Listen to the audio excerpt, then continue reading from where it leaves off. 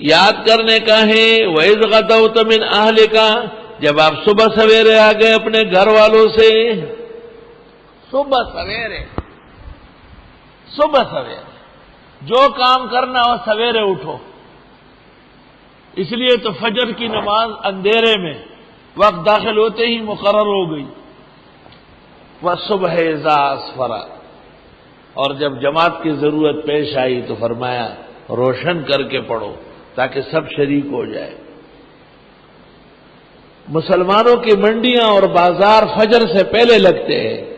مکہ اور مدینہ اللہ آپ کو دکھائے، جب آپ تہجد کے لیے 3 بجے چلیں گے تو بازار ایسا ہوگا جیسے آج تک کبھی بند نہیں ہوا ہے، پھٹ رہا ہوگا بالکل.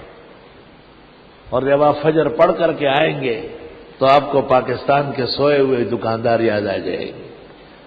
یہ سو کر 9 بجے اٹھتے ہیں، اٹھ کر ڈان پڑھتے ہیں. اب 9 بجے بھی نہیں، 11 بجے 11-12 بجے اٹھ کے پھر پوچھتے ہیں ٹیلی فون پہ اپنے سیکرٹری سے، دیکھو بھائی بات سنو، کیا خیال ہے وہ دفتر میں ہے کوئی، وہ آیا ہوا ہے، فوج پوچھ گئے ہیں، اچھا ٹھیک ہے دیکھتا ہوں میں، اگر موقع مل گیا تو آ جاؤں گا. یہ اس کی ماں کا اختیار ہے.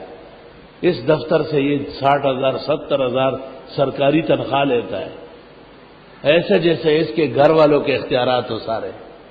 یہاں کی تو آپ روزی کماتے ہیں، ساری حرام کما رہا ہے، ابھی تک گھر بیٹھے ہوئے ہیں.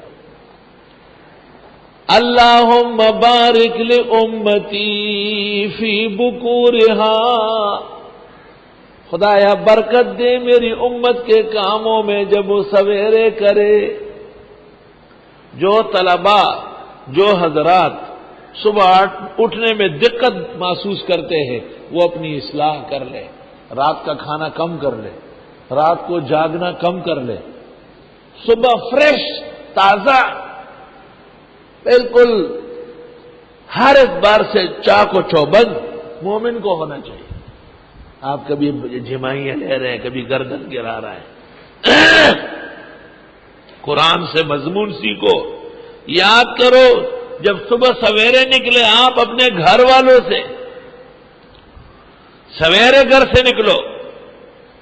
الصباح کے مردم برائے کار رود، بلا کشان محبت بکوئی یار رود.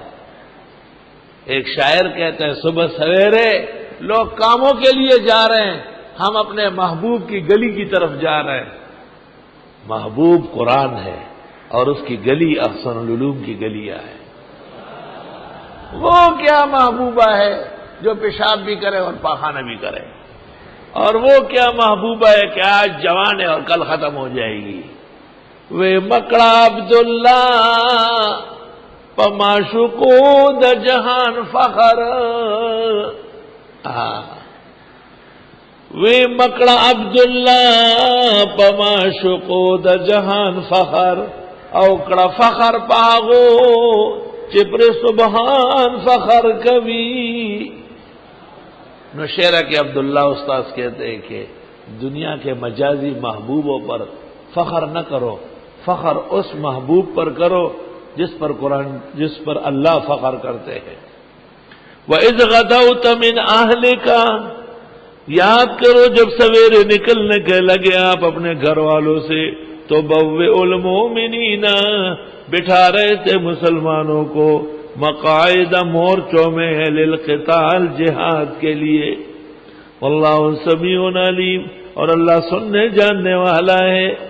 یہ احد کا موقع تھا، حضرت صلی اللہ علیہ وسلم سویرے تشریف لائے اور جس طرف مسلمانوں کو بٹھانا تھا وہاں آپ نے صف بندی کی. ایک پہاڑی راستے کو بند کرنے کے لیے عبداللہ ابن جبیر کو 50 تیر انداز دے دیے اور ان کو تاکید کی کہ ہمیں فتح ہو یا شکست، تم جگہ نہ چھوڑنا. اور اس وقت یہ میڈیا اور سائنس کے دور میں بھی، ٹیکنالوجی کے دور میں بھی آپ کا جدید آلات سے سرشار انجینئر جب حج یا موقع پر غزوہ احد کے میدان میں احد پہاڑ کے نیچے کھڑا ہوتا ہے اور وہ نقشے پر غور کرتا ہے تو وہ اس نتیجے پر پہنچتا ہے کہ آج اس دور میں بھی اس جگہ کی مناسبت سے اس سے بہترین جنگی نقشہ کوئی نہیں بنا سکتا جو محمد عربی صلی اللہ علیہ وسلم نے احد کے موقع پر بنایا ہے۔ اللہ تبھی تو فخر کرتے ہیں۔ کیا بہترین وقت تھا جب آپ سویرے نکلے اپنے گھر والوں سے اور آپ بٹھانے لگے مسلمانوں کو مورچوں میں جہاد کے لیے۔ اس وقت جو دعائیں مانگ رہے تھے اللہ سن رہے تھے، جو حالت زار تھی اللہ دیکھ رہے تھے۔ واللہ سمیع علیم، سمیع باقوالکم اور علیم باحوالکم۔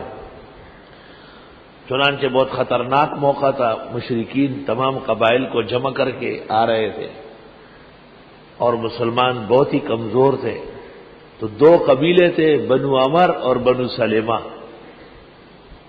بنو عمر اور بنو سلیمہ وہ دونوں ڈر گئے اور انہوں نے کہا ہم کسی طرح بچ جائے۔ اذ ہمت طائفتان منکم، جس وقت ارادہ کیا دو گروہوں نے تم میں، ان تفشلا، کہ وہ ہمت ہارے، لیکن واللہ ولیہما، اللہ نے ان کے ساتھ دوستی فرمائی اور اللہ نے ان کو مضبوط کیا۔ یہ خیال آیا کہ پیغمبر کو اکیلے چھوڑ کے کہاں جائیں گے۔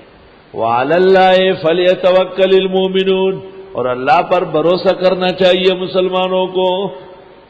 وَلَقَدْ نَصَرَكُمُ اللَّهُ بِبَدْرٍ، اور یقیناً تمہاری مدد فرمائی اللہ نے بدر کے موقع پر۔ وَأَنْتُمْ أَذِلَّةٌ، اور تھے تم بے سر و سامان۔ اذلہ جمع ذلیل، جیسے اذلہ جمع دلیل، اور تھے تم ذلیل یعنی بے سر و سامان۔ شاہ اسماعیل نے لکھا ہے سب مخلوقات بڑی ہو یا چھوٹی اللہ تعالیٰ کے سامنے چوڑے چمار سے زیادہ ذلیل ہے۔ تو مبتدئین کہتے دیکھو توہین کر لی، یہ تو قرآن کی آیت ہے وَأَنْتُمْ أَذِلَّةٌ، تمام مسلمان اس کے مخاطب ہیں۔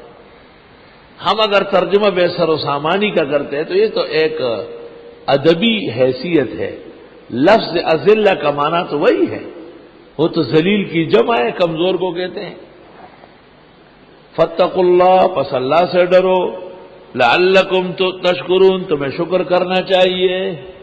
تسلی دے دی کہ احد میں مدد کیوں نہیں آئے گی، بدر میں تو اس سے بھی زیادہ کمزور تھے اور ہم نے تمہاری مدد و نصرت کے لیے، ہم نے تمہاری مدد اور نصرت کے لیے باقاعدہ فرشتے بھیجے۔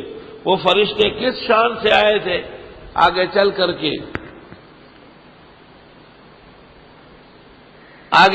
کے ان کا طریقہ بتا دیا۔ استقول للمؤمنین، جس وقت آپ فرما رہے تھے مسلمانوں سے، الی یکفیکم، کیا کافی نہیں ہے تمہارے لیے، ان یمدکم ربکم، کہ مدد دے تم کو رب، بثلاثۃ آلاف من الملائکہ، 3000 فرشتے، منزلین بیچ کر، بلا ہاں ان تصبروا، اگر تم جم کے رہے، وتتقوا، پرہیزگار رہے، ویاتوکم من فورہم، اور آئے یہ اور مشرق غضب سے، من فورہم من غضبہم۔ اطلاع آئی تھی کہ بنو غسان اور بنو غطفان قبیلے مشرکین کی مدد کے لیے آ رہے ہیں۔ بدر میں مسلمان 313 تھے اور مشرکین 1000 تھے۔ اب مسلمان 1000 ہو گئے تھے احد میں اور مشرکین 3000، تو تسلی کے لیے فرمایا کہ ہم 3000 فرشتے بھیجتے۔ پھر پتہ چلا کہ اور قبیلے حملہ آور ہو رہے، تو فرمایا اگر وہ آ گئے اپنے غیظ و غضب میں تو یمددکم ربکم، تمہاری مدد کر دے گا رب، بخمسۃ آلاف من الملائکۃ مسومین، 5000 فرشتے بیچ کر نشانہ دار۔ وہ فرشتے نشانوں والے تھے، مفسرین نے لکھا ہے ان کے سروں پر عمائم تھے۔ مسومین کا معنی کیا ہے متعممین، متعممین پگڑیوں والے، اور دنیا نے دیکھا کہ پگڑیوں والے جہاد میں سب سے آگے۔ وہ پگڑی کس رنگ کی تھی؟ مختلف رنگ آئے ہیں، جلال الدین سیوطی نے ترجیح دی ہے کہ پیلے رنگ کی پگڑیاں زیادہ رہی ہے جہاد کے موقع پر، اور ہری یا کالے رنگ کی پگڑیاں نہیں تھی۔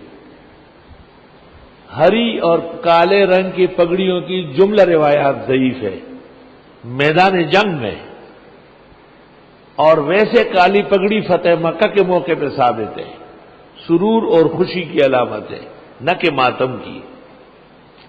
اس سے یہ بھی پتہ چلا کہ اہم مہم کام میں بھی سنت کا لحاظ ضروری ہے۔ شیخ محمد عابد سندھی کے زمانے میں بادشاہ عرب کو فوج کے لیے ضرورت ہوئی تھی کہ بغیر پگڑی کے فوج ہو، تو مولانا نے کتاب لکھی کہ بغیر پگڑی کے جہاد جائز ہے، اور پھر بھی پگڑی کے فضائل ثابت فرمائے، وہ رسالہ موجود ہے۔ یہ بات اس لیے کہہ رہے ہو کہ طالب علم باہر نکلتے ہیں، بسوں میں چڑھتے ہیں، ریل گاڑیوں میں، تو پھر ان کا پتہ نہیں چلتا۔ اس دن ایک طالب علم کا ناظم صاحب نے بتایا کہ یہ کسی مدرسے کا رابعہ پڑھا ہوا ہے، خامسہ میں پڑھے گا، اور تفسیر کے داخلے کے لیے آیا ہے، لیکن سر سے ٹوپی اتار کے آیا ہے۔ بہت نامناسب بات ہے، سر سے ٹوپی اتارنا تو کالج اسکول والوں غریبوں کو پتہ نہیں ہے، وہ ہم برداشت کرتے ہیں، کچھ دنوں بعد وہ بھی سر ڈھک لیتے ہیں، لیکن جو سر ڈھکے ہوئے ہیں اور یہ ننگے سر نظر آ جائے، یہ بہت نامناسب بات ہے۔ اور مدد کر دے گا تمہارا رب 5000 فرشتے نشانہ دار بیچ کر، وما جعلہ اللہ، اور نہیں بنایا اللہ نے یہ الا بشرا لکم، مگر خوشخبری تمہارے لیے، ولتطمئن قلوبکم بہ، اور تاکہ مطمئن رہے دل تمہارے اس سے۔ بعض لوگوں نے کہا کہ یہ آئی نہیں ہے، صرف خوشخبری تھی، یہ بات ٹھیک نہیں ہے، بلکہ یہ آ بھی گئی ہے، تب بھی مدد تعداد پر نہیں، ومن نصر، نہیں ہوتی ہے مدد الا من عند اللہ العزیز الحکیم، مگر اللہ کی طرف سے جو غالب اور حکمت والے ہیں۔ لیقطع، تاکہ کاٹ کے رکھے، طرفا من الذین کفروا، ایک حصہ کافروں کا، او یکبتہم، یا رسوا کرے انہیں، فینقلبوا خائبین، پس پلٹ جائیں ذلیل ہو کر، نامراد ہو کر۔ جناب رسول اللہ صلی اللہ علیہ وسلم کے سر مبارک میں خود کی کڑیاں ٹوٹ گئی، ورم زخم آئے، دندان شہید ہوئے، سر سے خون بہہ رہا تھا چہرے انور پر۔ آپ بار بار خون ہٹاتے اور فرماتے لن یفلح قوم ولو شجوا نبیہم، ایسے ہی قوم کیا کامیاب ہوگی جس نے نبی کا چہرہ لہولہان کیا۔ اور پھر آپ انہیں بد دعائیں بھی دینے لگے، اللہم لعن فلانا و فلانا۔ حق تعالی نے تسلی کے طور پہ کہا لیس لک من الامر شیء، نہیں آپ کے لیے کسی معاملے کا اختیار، او یتوب علیہم، یا یہ توبہ کر لے، یعنی اللہ ان کی توبہ قبول کرے، او یعذبہم، یا اللہ ان کو عذاب دے، فإنہم ظالمون، پس یہ ظالمو۔ اے پیغمبر آپ تسلی کے ساتھ رہے، مت غمگین ہو، ان تکلیفوں پر اللہ آپ کو اجر دے گا، یا تو ان میں سے بعض تو بتائب ہو جائیں گے، ورنہ ان کے ظالموں کو عذاب ہو جائے گا۔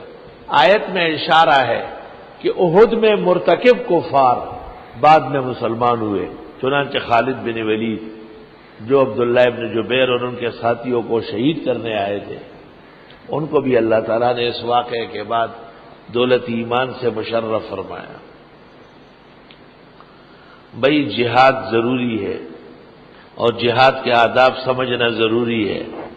جہاد صرف اسباب سے نہیں، اللہ تعالیٰ کی قوت نصرت سے ہوتا ہے، لیکن یاد رکھو کہ اگر خود تم میں کمی کوتاہی ہو تو کبھی بھی جہاد میں کامیاب نہیں ہوں گے۔ چنانچہ اس سلسلے میں ربا کی مقرر حرمت بیان فرماتے ہیں۔